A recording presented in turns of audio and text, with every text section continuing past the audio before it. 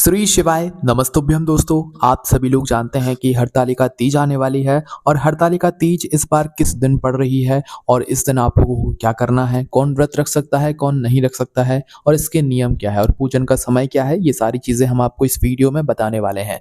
सबसे पहली चीज़ दोस्तों, इस बार जो हरतालिका तीज का व्रत मनाया जाएगा वो 6 सितंबर 2024 के दिन मनाया जाएगा, क्योंकि दोस्तों हरतालिका तीज का जो व्रत है वो हमेशा भादो महीने के शुक्ल पक्ष की तृतीया तिथि को मनाया जाता है, जो कि इस बार कब पड़ रही है, 6 सितंबर को पड़ रही है। क्योंकि दोस्तों यहाँ पर जो इस तिथि की शुरुआत हो रही है हरतालिका तीज की, भाई वो 5 सितंबर गुरुवार को दोपहर 12:21 से शुरू हो रही है, जो कि अगले दिन मतलब 6 सितंबर को 3:01 पर समाप्त होगी। इस वजह से दोस्तों उदय तिथि के अनुसार जो हरतालिका तीज है वो 6 सितंबर 2024 के दिन ही यहाँ पर मनाई जाएगी। इसी के साथ में दोस्तों इस दिन माताएं बहनें पूर्ण रूप से श्रृंगार करती हैं, मतलब 16 श्रृंगार करती हैं। इस दिन लाल रंग की विशेष महत्वता होती है। लाल रंग की जो है माताएं बहनें इस दिन साड़ियाँ पहनती हैं, चूड़ियाँ पहनती हैं और पूरा 16 श्रृंगार करती हैं। मेहंदी भी यहाँ पर ज़रूर लगाती हैं। इसी के साथ में दोस्तों इस व्रत को कौन कौन कर सकता है ये भी जान लीजिए। देखिए, इस व्रत को जो है सुहागन माताएं बहनें और कुंवारी कन्याएं कर सकती हैं। और दोस्तों इस दिन जो माताएं बहनें व्रत रखती हैं वो अपने पति की लंबी आयु के लिए रखती हैं। बाकी जो कुंवारी कन्याएं होती हैं वो एक अच्छे वर पाने के लिए हरतालिका तीज के व्रत को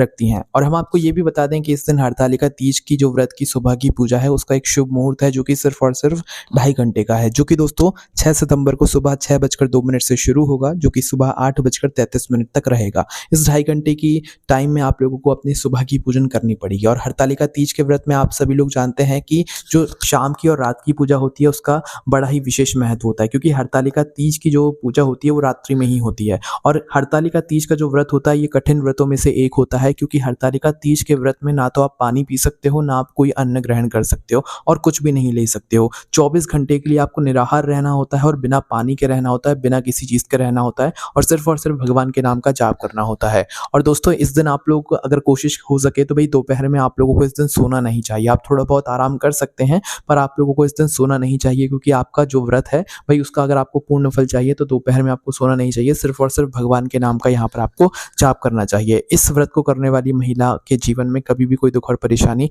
नहीं आती है। इसी के साथ में दोस्तों हरतालिका तीज की व्रत की जो पूजा होती है वो रात्रि में होती है और रात्रि में जिस जगह ये पूजा होती है वहाँ पर फुलेरा बांधा जाता है। फुलेरा आप सभी लोगों को पता ही है कि भाई एक गोल गोल कोई चीज़ होती है जिसके ऊपर जो है फूलों की लड़ियाँ टंगी हुई होती हैं, पत्तियों से वो सजा हुआ होता है, मालाओं से वो सजा हुआ होता है ना। तो भाई हरतालिका तीज व्रत के दिन उस फुलेरा का दर्शन भी माताओं बहनों को और हर किसी व्यक्ति को जरूर करना चाहिए, क्योंकि उस फुलेरा में भगवान शिव जी और माता पार्वती जी का आशीर्वाद होता है। सबसे पहला जो हरतालिका तीज का व्रत किया था वो स्वयं माता पार्वती जी ने भगवान शिव जी को पाने के लिए किया था, इसलिए इस हरतालिका तीज के व्रत का इतना बड़ा और विशेष महत्व होता है। और दोस्तों इस दिन व्रत रखने वाली माताओं बहनों को शुद्धता का विशेष रूप से यहाँ पर ध्यान रखना चाहिए। उनको बिल्कुल शुद्धता का इस दिन ध्यान रखना है। इसी के साथ में दोस्तों हमने आपको हरतालिका तीज व्रत से जुड़ी हुई सारी चीजें बता दी। अगर आपके मन में कोई भी प्रश्न है तो उसे हमसे कमेंट करके पूछ सकते हैं।